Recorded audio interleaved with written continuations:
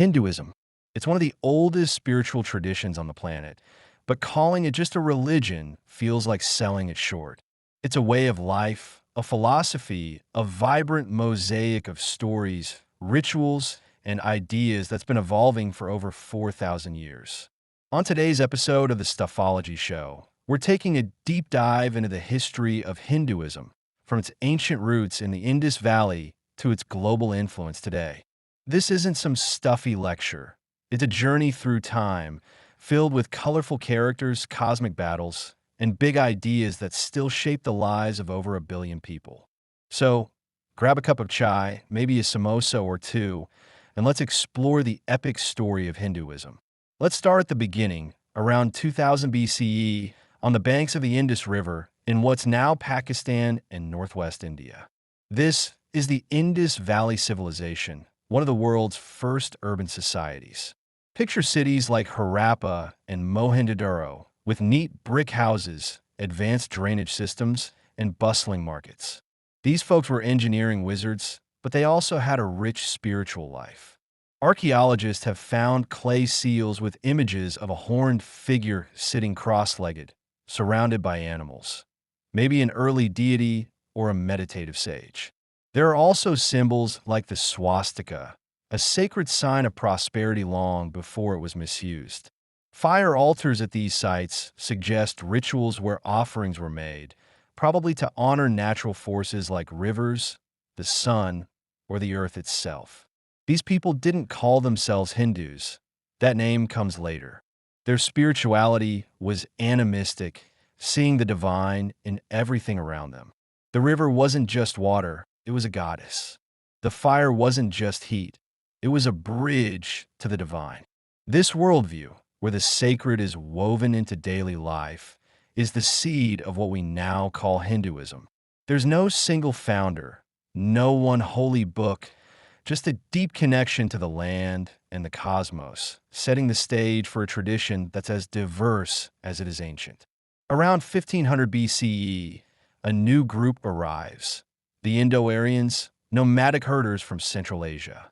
They bring a language, Sanskrit, and a set of religious ideas that will shape Hinduism profoundly. These are the folks behind the Vedas, the oldest sacred texts of Hinduism. The Rig Veda, the earliest of the four, is a collection of over 1,000 hymns, poetic and powerful, praising gods like Agni, the fire deity who carries offerings to the heavens, Indra, the thunder-wielding warrior king, and Varuna, the overseer of cosmic order. Imagine a group of nomads around a fire, their voices rising in rhythmic chants under a star-filled sky, their cattle grazing nearby. The Vedas aren't just songs. They're a glimpse into a world where the universe is alive with divine forces. They talk about RTA, the cosmic order that keeps everything in balance, like the laws of physics, but for the soul and the stars. Rituals called yajnas were central, where Brahmin priests would chant mantras and offer ghee or grains into a consecrated fire. The goal? Keep the cosmos humming along, ensuring the rains came, the crops grew, and the gods stayed happy. This wasn't about personal salvation yet. It was about maintaining harmony in the universe, like tuning a vast cosmic orchestra. But the Vedic period, from roughly 1500 to 500 BCE, wasn't all solemn rituals. The Indo-Aryans had a drink called soma, possibly a hallucinogenic brew made from a mountain plant. They'd use it in rituals to connect with the divine, maybe even to see visions. Picture a Vedic ceremony as part spiritual rite, part cosmic party, with priests sipping soma and chanting to commune with the gods. It's a lively, dynamic start to Hinduism, far from the rigid stereotypes we might imagine. As we move forward to around 800 BCE, Hinduism starts to get introspective. This is the time of the Upanishads, a set of texts that shift the focus from external rituals to inner wisdom. These texts ask the big questions. Who am I? What's the point of life? What happens after death? They introduce Atman, the individual soul or true self, and Brahman, the ultimate reality that connects everything. The big revelation? Your Atman is part of Brahman, like a drop of water in the ocean. Realizing this unity is the path to moksha, or liberation from the cycle of birth and death. The Upanishads are like a philosophical revolution. They're filled with vivid dialogues. Imagine a young student sitting under a banyan tree with a sage, debating the nature of existence. One famous line from the Chandogya Upanishad says, Tat Tvam Asi, you are that. You're not separate from the ultimate reality, you're part of it. It's a mind-bending idea, especially for 800 BCE, and it lays the groundwork for Hindu philosophy. Meditation and self-inquiry start to take center stage, moving away from the fire sacrifices of the Vedic period. This era also sees the rise of the caste system, dividing society into four main groups: Brahmins, priests, Kshatriyas, warriors, Vaishyas, merchants, and Shudras, laborers. It's rooted in Dharma, the idea of duty, where everyone has a role in maintaining social and cosmic order. While this gave structure to ancient Indian society, it also created hierarchies that would spark tension and reform movements later on. The Upanishads, though, hint at a counterpoint. If everyone's Atman is part of Brahman, isn't everyone equal on a spiritual level? It's a seed of debate that grows over time. Around this period, or maybe a bit later, we get the great Hindu epics, the Mahabharata and the Ramayana.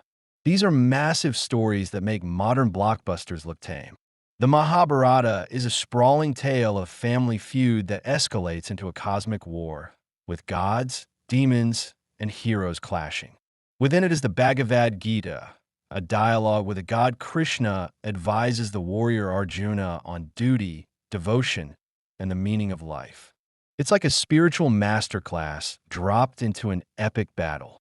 The Ramayana follows Rama, an incarnation of Vishnu, on a quest to rescue his wife Sita from the demon king Ravana. These epics aren't just stories. They're guides to living a good life, wrestling with questions of morality, love, and sacrifice. By the first millennium CE, Hinduism starts to look more like what we recognize today. This is the era of Bhakti, or devotional worship, where people pour their hearts into loving specific gods: Vishnu, Shiva, or Devi, the goddess. Temples spring up across India, not just as places of worship, but as hubs of art, culture, and community. Picture the Kailasa Temple in Ellora, carved from a single rock in the 8th century, its walls alive with sculptures of divine stories. These temples are like ancient cathedrals, drawing people together to celebrate, pray, and connect. Bhakti is all about personal devotion. You don't need a priest or a fancy ritual, just a song, a dance, or a heartfelt prayer. Poets like Undul, a 9th century Tamil woman who wrote passionate verses to Krishna, or Kabir, a 15th century mystic who blended Hindu and Muslim ideas, show how Bhakti made spirituality accessible. It's not just for Brahmins, it's for everyone: farmers, weavers, kings. Bhakti says the divine is within reach, no matter who you are. Hinduism also spreads beyond India during this time. Traders and monks carry it to Southeast Asia, where it shapes cultures in Cambodia, Indonesia, and Thailand. The Temple of Angkor, what built in the 12th century for Vishnu, is a masterpiece of Hindu architecture. Hinduism adapts to local traditions, blending with indigenous beliefs to create unique expressions like the Hindu-Buddhist art of Java or Bali's vibrant rituals. It's a testament to Hinduism's ability to evolve, to meet people where they are. But this period isn't without challenges.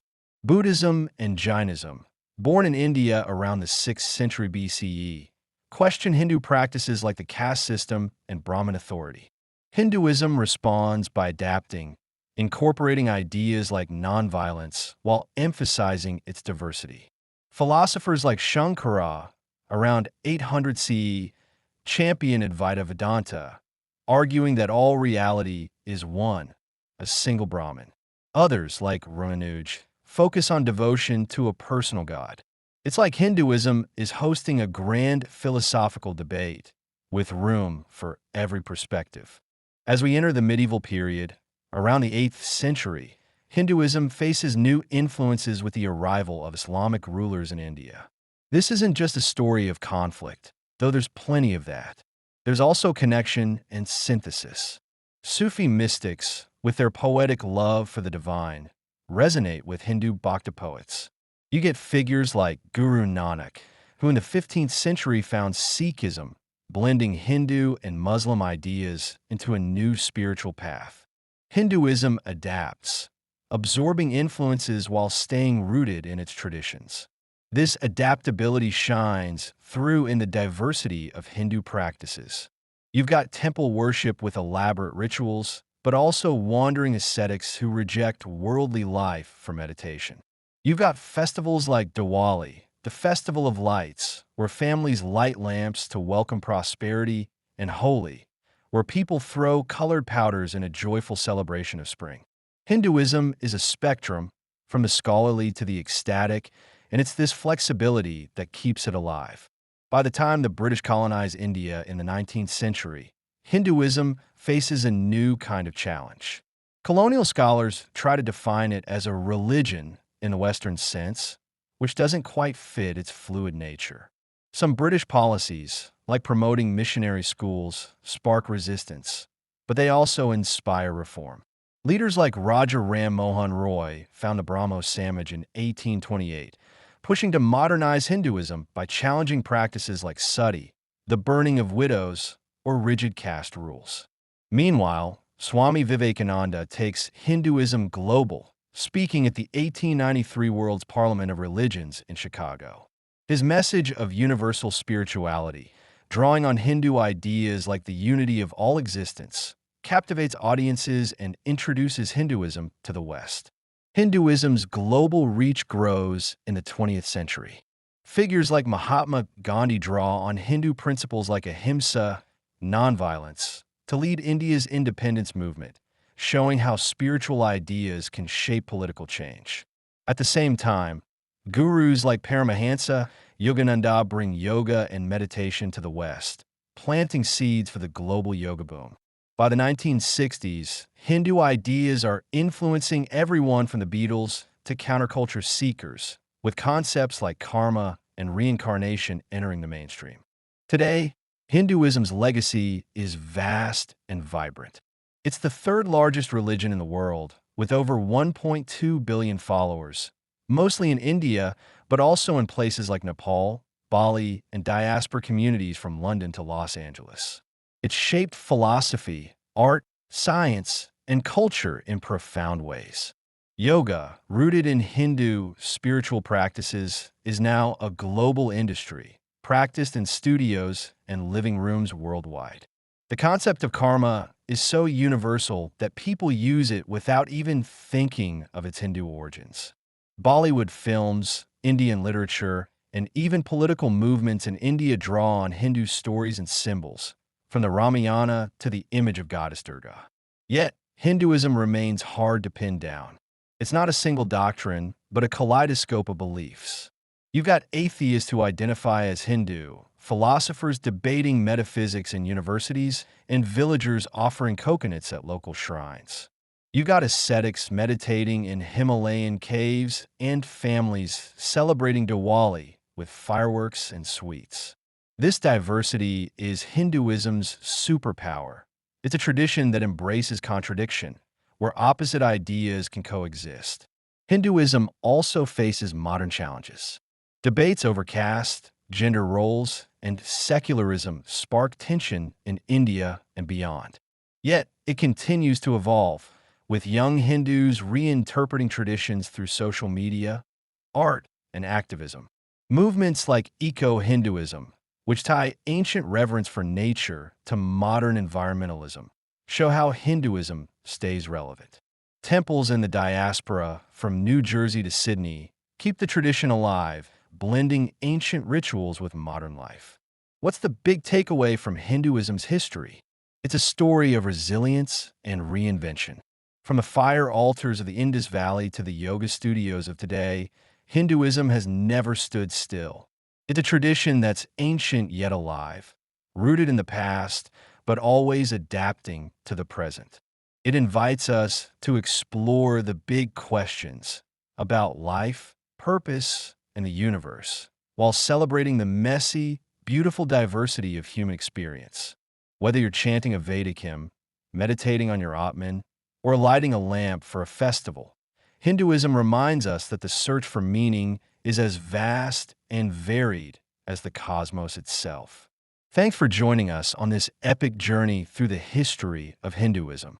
Until next time, keep exploring the stuff that makes our world so endlessly fascinating.